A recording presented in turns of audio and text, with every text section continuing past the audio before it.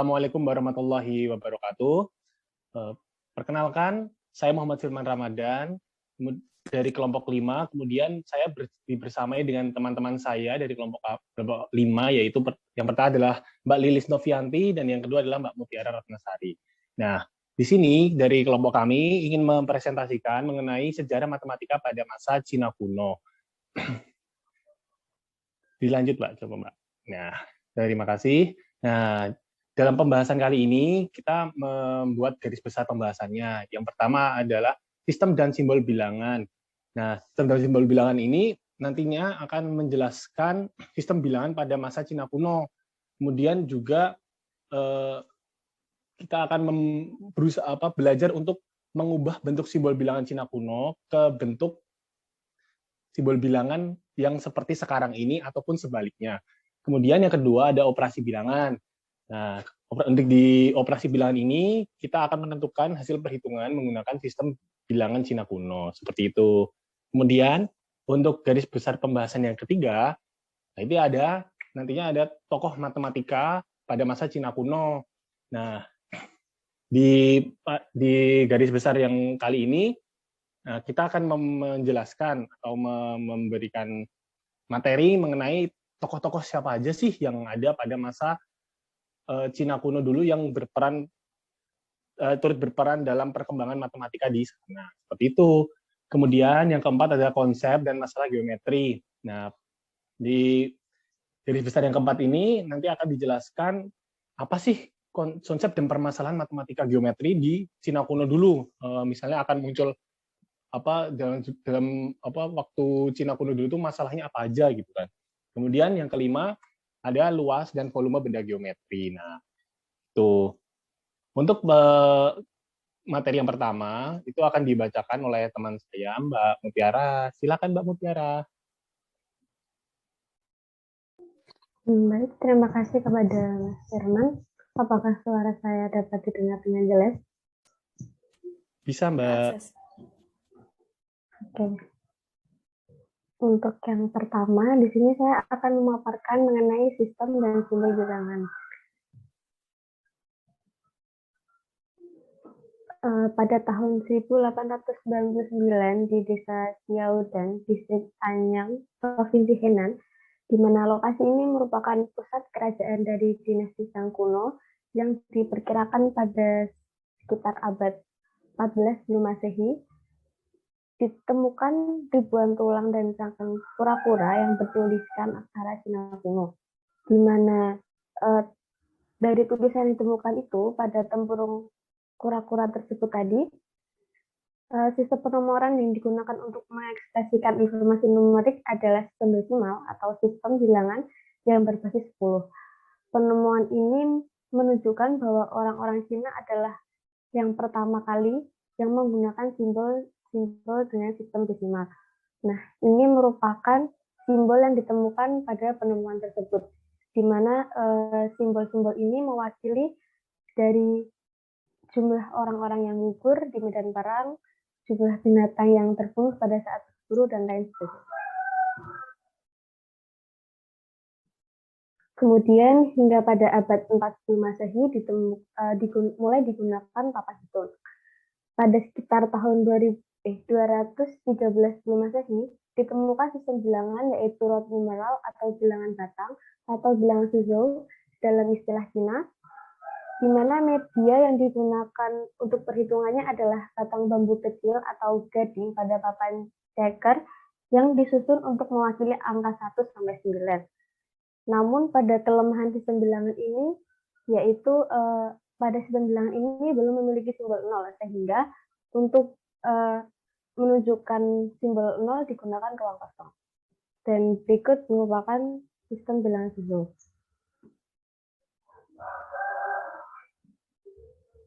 Selanjutnya, untuk menghindari kebingungan dalam perhitungannya, pada sistem bilangan Suzhou ini digunakan dua bentuk, yaitu bentuk vertikal dan bentuk horizontal.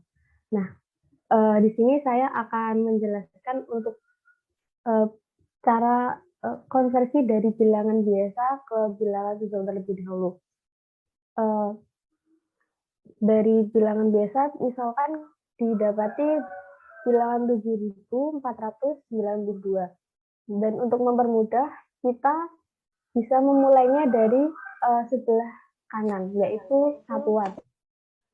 Nah, yang untuk satuan itu kita gunakan vertikal, puluhannya horizontal, dan seterusnya. Jadi secara bergantian gitu ya teman-teman.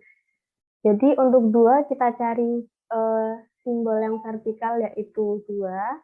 Kemudian 9-nya kita cari yang horizontal ini. Kemudian balik lagi ke vertikalnya 4 yaitu yang ini. Kemudian balik lagi ke yang horizontal 7 ini. Begitu pula untuk yang 108. Nah, ingat untuk tadi kelemahan pada bilangan susul ini yaitu di mana belum ada simbol untuk menunjukkan bilangan 0. Sehingga untuk 0 digunakan ruang kosong. Seperti itu.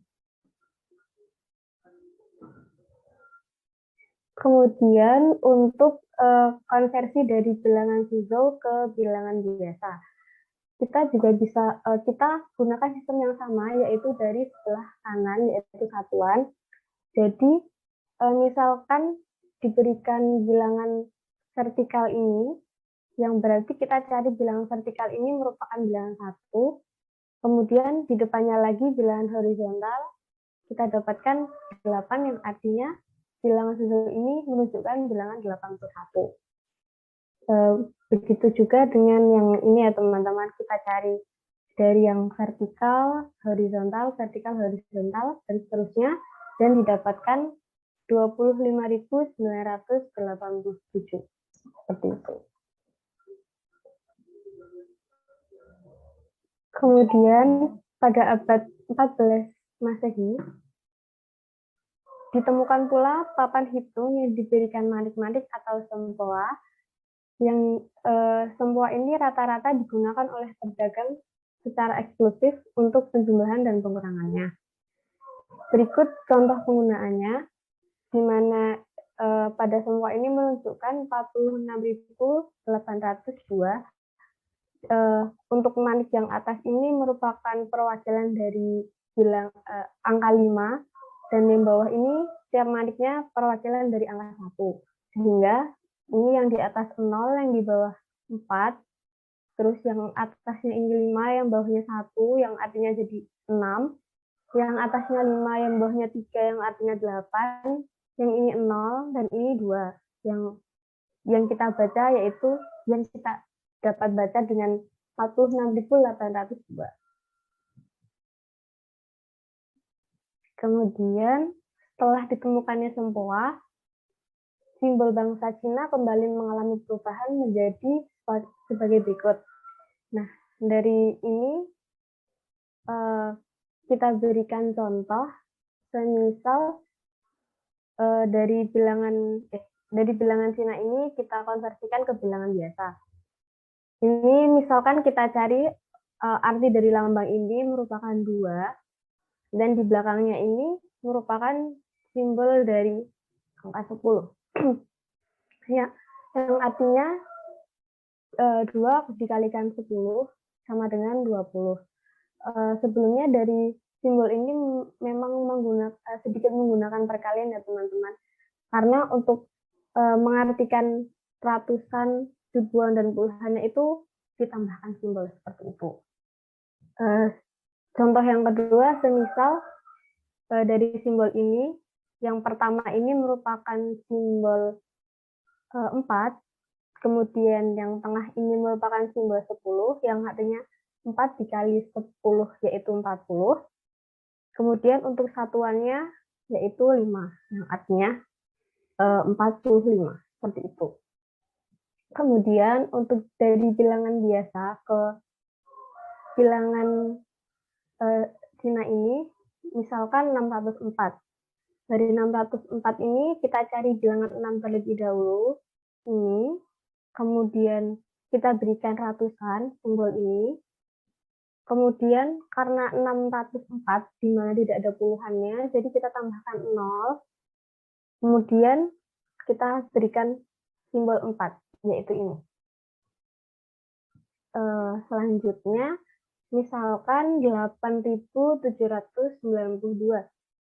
Jadi kita cari simbol 8, ini, kemudian kita beri simbol ribuan, kemudian kita cari simbol 7, kemudian kita beri ratusan, kemudian 9, ditambahkan 10 lagi, kemudian untuk satuannya yang terakhir yaitu 2. Seperti itu, teman-teman.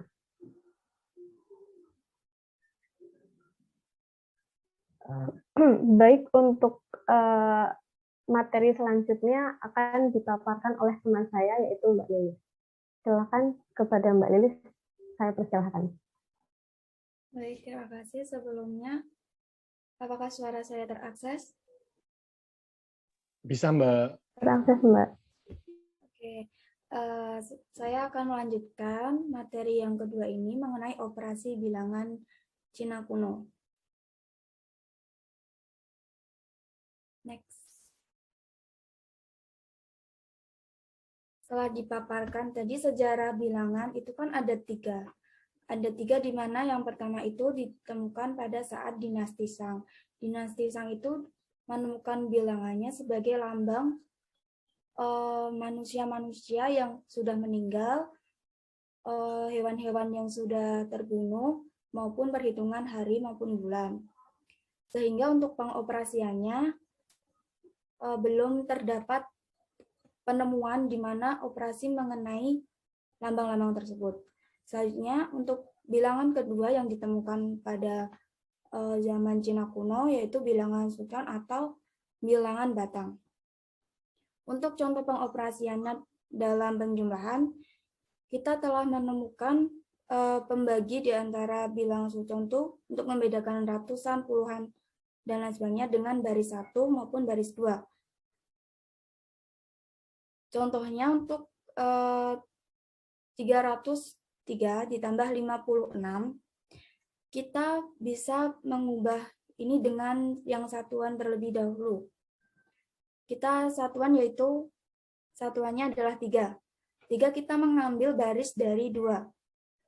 Itu yang tegak ya.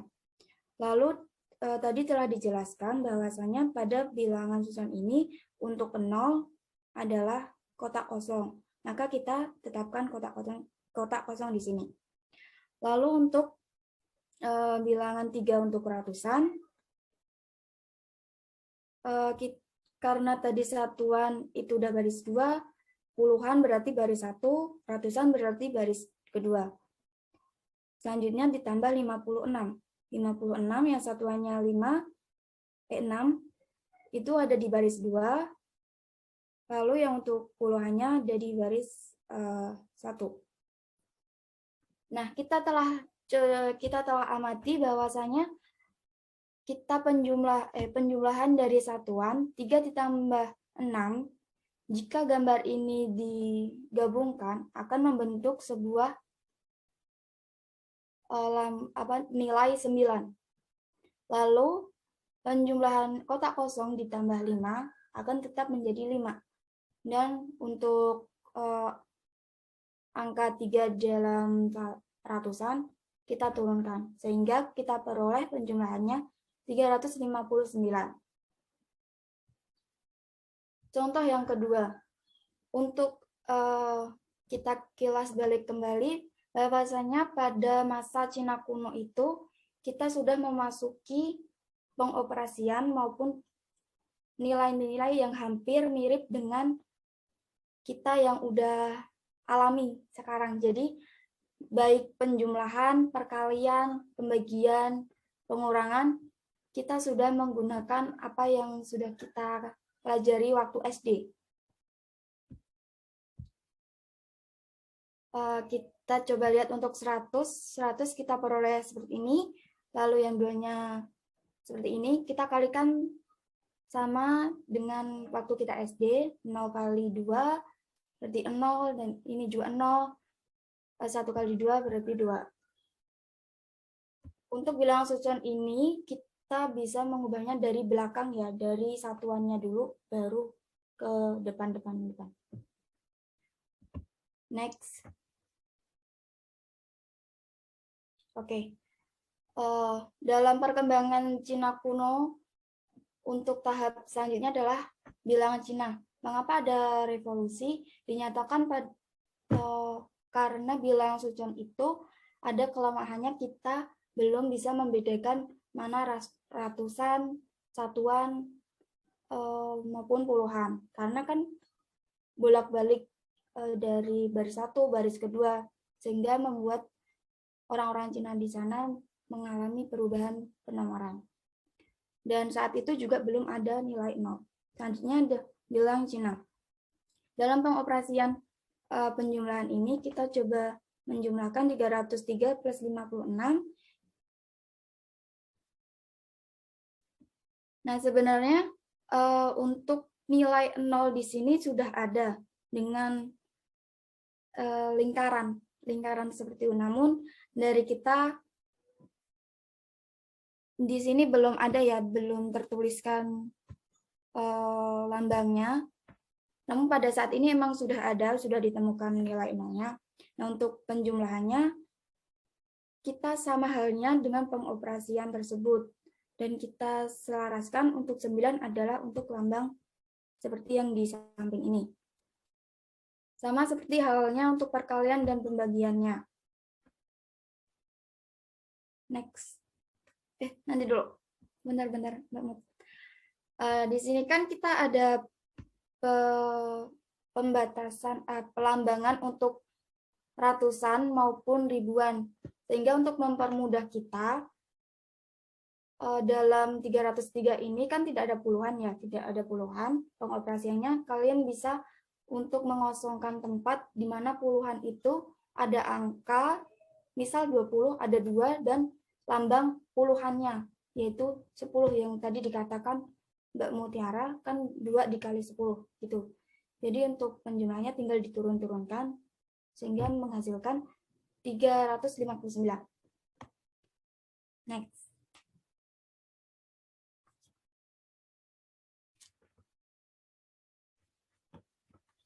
Selanjutnya yaitu tokoh matematika pada masa Cina kuno. Yang pertama itu ada Sang Hen. Sang Hen ini lahir di ibu kota Zhou, di mana ia lahir pada tanggal 10 bulan 1 tahun 259 sebelum Masehi. Nah, beliau merupakan ilmuwan pada masa dinasti Han. Pada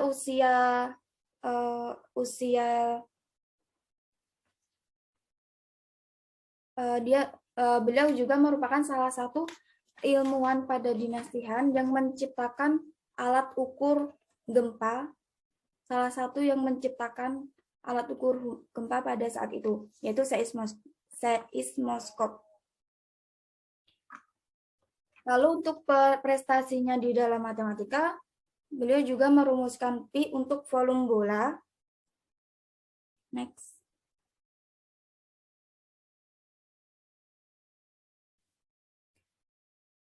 Selanjutnya tokoh Su Chongxin.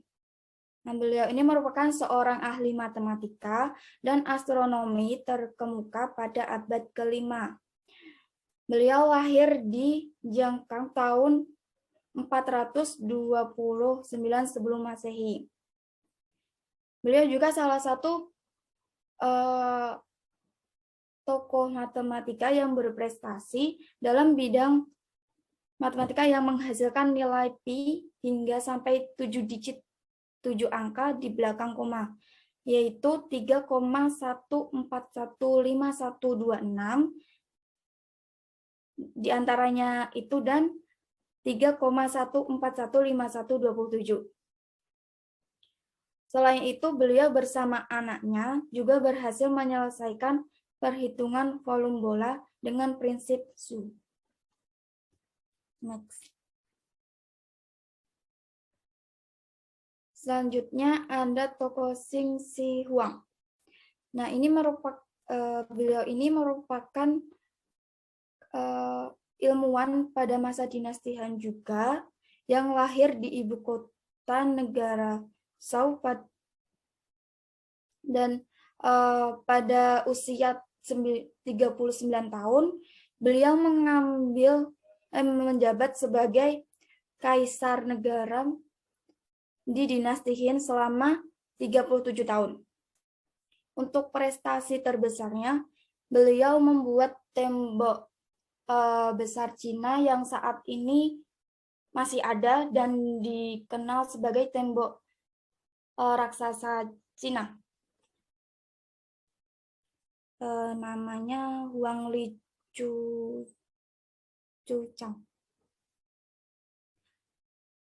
Tokoh selanjutnya yaitu Liu He. Beliau adalah tokoh ilmuwan matematika terbaik pada masa Cina kuno. Beliau tinggal di negara Zhou saat periode 3 kerajaan dalam sejarah Cina. Pada tahun 253 Masehi, beliau menghitung pi sudah menggunakan algoritma.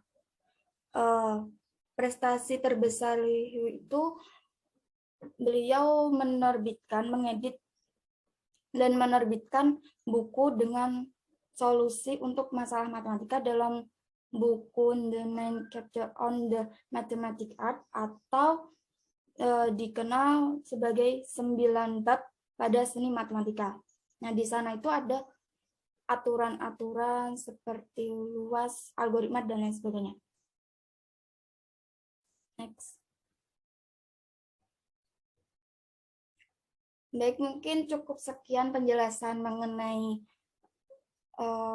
operasi bilangan dan pengenalan tokoh-tokoh matematika pada masa Cina kuno. Selanjutnya akan dijelaskan mengenai konsep dan masalah geometri dengan Mas Firman.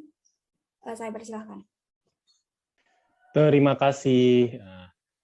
Untuk saat ini kita akan masuk ke bagian konsep dan masalah geometri pada masa itu. Jadi konsep geometri ini tidak berbeda jauh dengan bukan tidak berbeda jauh, tapi masih berhubungan dengan tokoh-tokoh yang tadi ya teman-teman. Jadi yang pertama nih ada karya tertua yang masih terlawat mengenai geometri di Cina. Ini bersumber dari peraturan kanonik filsafat Mohisme. Nah, filsafat Mohisme ini itu tuh kayak aliran filsafat pada masa itu gitu loh. Terus, nah ini disusun oleh para pengikut Mozi. Nah, Mozinya ini merupakan seorang filsuf pada masa itu. Nah, bukunya itu namanya Mojing. Mojing ini menjelaskan berbagai aspek dari banyak disiplin yang berkaitan dengan pengetahuan fisika dan juga memberikan sedikit kekayaan informasi mengenai matematika. Gitu. Kemudian selanjutnya, nah hasil matematika Cina kuno ini itu hampir sama dengan pendapatnya Euclid dan Plato mengenai awal sebuah garis. Jadi Mojing menyampaikan kalau sebuah titik itu mungkin saja berdiri sendiri hingga akhir, atau titik tersebut bisa juga menjadi cikal bakal lahirnya awal bentuk perwakilan. Maksudnya, jadi kalau titik-titik itu berjejer-jejer, itu bisa membentuk garis ataupun bidang, seperti itu. Oke, lanjut Mbak. Nah, kemudian pada masa dinasti Qin dulu, itu tuh ada terjadi peristiwa pembakaran buku dan penguburan kayak cendekiawan gitu loh. Jadi dia waktu masa dinasti Qin dulu itu tuh si Qin itu pengen menyatukan politik di negeri Cina seperti itu. Jadi ada buku-buku pada dibakar gitu-gitu. Nah, setelah pembakaran itu kan setelah dinasti Qin itu kan dilanjutkan dinasti Han. Nah, dinasti Han ini menghasilkan karya matematika. Nah, yang disebutkan di atas tadi yaitu kalau bahasa Cinanya itu Jiuzhang Xuanzu. Nah, atau kalau bahasa Inggrisnya the Nine Chapters on the Mathematical Art. Seperti itu. Itu masih berkaitan dengan yang tadi ya, teman-teman. Oke, lanjut, Mbak.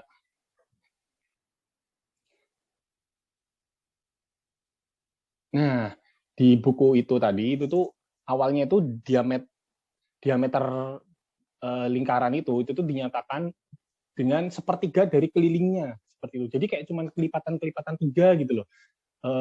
Nah, kemudian karena dirasa kayak kok cuma kelipatan 3, nantinya itu di kelanjutan tahunnya itu bakal ada perubahan dari nilai 3 itu, yang mana itu adalah cikal bakal dari nilai pi seperti itu. Lanjut, Mbak. Nah, ada buku itu juga didapatkan 4 rumus untuk menghitung luas lingkaran, yang mana ini kayak kurang lebih masih berhubungan dengan angka 3 itu tadi. Misalnya kayak setengah dari keliling dan setengah dari diameter dikalikan bersama menghasilkan luas. Itu semuanya itu nanti akan merupakan rumus zaman dulu untuk menghitung luas lingkaran. Seperti itu. Ada 4. Yang kedua adalah keliling dan diameter dikalikan lalu hasilnya dibagi 4, diameter dikalikan dengan dirinya sendiri atau dikuadratkan ya. Kemudian kalikan hasilnya dengan 3/4 itu. Kemudian yang keempat ada kelilingnya dikalikan dengan dirinya sendiri, kemudian hasilnya dibagi dengan 12. Jadi kayak ini tuh untuk mencari ini harus diketahui keliling dan diameternya terlebih dahulu. Seperti itu. Beda kalau zaman sekarang ya. Zaman sekarang itu kan kayak kalau ngitung keliling luas lingkaran tuh yang dicarikan jari-jarinya dulu ya. Seperti itu. Itu bedanya. Oke, dilanjut, Mbak. Nah, ini contoh permasalahannya. Misalnya ada sebuah lapangan bentuknya bulat. Nah, kelilingnya tuh 181 yard dan diameternya 60/3 yard. Nah, terus luas lapangannya tersebut itu berapa? Nah, kalau dihitung menggunakan 4 rumus tadi, itu bakal ketemu jawabannya 2.730/12 yard kuadrat. Seperti itu. Itu kalian bisa mencoba kalau masih penasaran, kok bisa ya? Apa mungkin ya hasilnya kayak gitu ya? Nah, itu bisa kalian coba pakai kalkulator atau pakai perhitungan biasa atau pakai Excel, terserah. Itu pasti ketemunya seperti itu. Oke. Lanjut, Mbak. Nah, kemudian Liu Hui yang disebutkan tadi itu tuh punya pendapat nih. Nah, menurut Liu Hui itu menghitung keliling lingkaran itu menggunakan rumus 3 kali diameter itu salah. Karena berdasarkan rumus tersebut apabila lingkaran memiliki jari-jari 1, maka luasnya 3 kan. Nah, padahal kalau Liu Hui itu menghitung luas dodekagon atau segi 12, nah itu tuh nilainya juga 3 waktu itu. Nah, padahal kan dodekagon itu kan kalau dengan jari-jari 1 ya, terus ditempelin sama lingkaran, dia kan masih ada sisa-sisanya itu di pinggir-pinggir. Nah, harusnya kan lebih dari 3. Nah, seperti itu. Jadi kayak, wah salah nih, nggak mungkin nih jawabannya 3 gitu. Jadi makanya dia berpendapat seperti itu. Oke, lanjut, Mbak.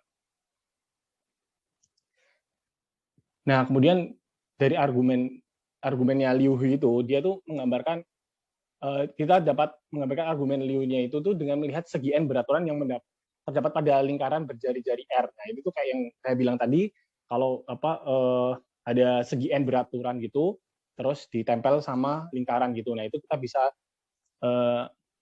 menggambarkan argumennya seperti ini ya, teman-teman. AN-nya sama dengan akar R kuadrat dikurangi CN per 2 kuadrat. Kemudian C2N-nya sama dengan akar dari CN per 2 dikuadratkan ditambah R min AN dikuadratkan.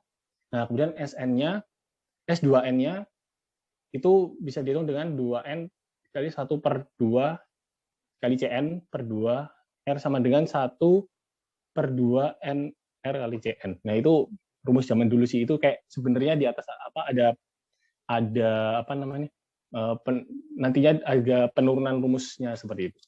Oke, dilanjut, Pak. Nah, kemudian Liu Hui ini dia menghitung kalau untuk S2N-nya, N-nya tuh 96 atau segi 96 gitu kan, R dari jarinya 10 gitu. Maksudnya jarak titik pusat segi N itu dengan titik sudutnya gitu. Kalau di lingkaran kan jari-jari. Nah, dia mendapatkan nilainya 314/64/625 itu. Mohon maaf itu ketutupan kursor 625. Nah, itu tuh setara untuk pi-nya itu yang disebutkan tadi oleh Mbak Lilis tadi, bahwasanya pi-nya didapatkan 3,141024. Nah, itu tuh tapi menurut dia tuh lebih baik menggunakan pi-nya itu 3,14 untuk menyatakan pi-nya itu tadi. Nah, seperti itu. Oke, lanjut. Nah, kemudian dilanjutkan oleh pendapat Zhu Chongzi. Nah, setelah Liu Hui itu dia ada ilmuwan juga, ada matematikawan juga namanya Zhu Chongzi. Nah, itu dia tuh melakukan perhitungan dengan N-nya itu 24.576, dan setelah itu dia tuh berpendapat kalau P itu lebih baik dinyatakan dengan ini 3,141596 seperti itu. Oke, lanjut. Nah, kemudian setelah permasalahan Pi tadi, nah itu tuh Liu Hui itu mencoba melakukan perhitungan volume bola. Nah, tapi pas dia ngitung tuh kayak, ini kayaknya nggak bener deh, ini salah gitu kan.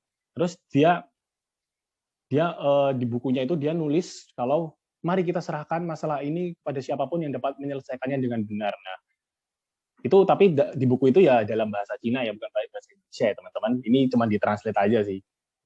Kemudian orang itu yang dapat menyelesaikan itu, mencoba menyelesaikannya itu adalah Zhu Geng.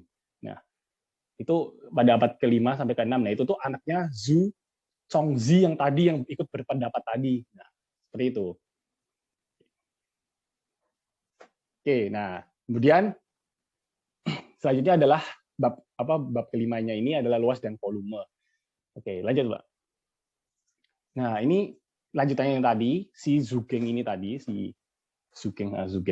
Nah, itu dia tuh berpendapat kalau luas penampang yang bersesuaian dari dua bangun ruang yang sama itu tuh, maka volumenya itu tidak boleh tidak sama, ya sama. Tidak boleh tidak sama, ya harus sama gitu kan. Kemudian itu tuh merupakan penyempurnaan dari prinsip Cavalieri seperti itu. Kemudian dia menghitung temennya untuk menghitung volume bola gitu kan. Dia melakukan perhitungan bla bla bla bla bla bla banyak banget gitu kan. Kalian bisa lihat dari bukunya J. Katz gitu, JKATZ. Nah, itu bacanya gimana? Pokoknya itu bukunya J. Katz gitu tadi. Itu tuh dapatkan volume bolanya itu 4/3 PR pangkat 3 seperti itu. Di buku itu udah ada penurunan rumusnya gitu. Cuman ya kalau mau dituliskan terlalu panjang. Gitu. Oke, lanjut ya, Mbak. Nah, kemudian itu tuh waktu abad ke-13 itu ada matematikawan namanya Yang Hui.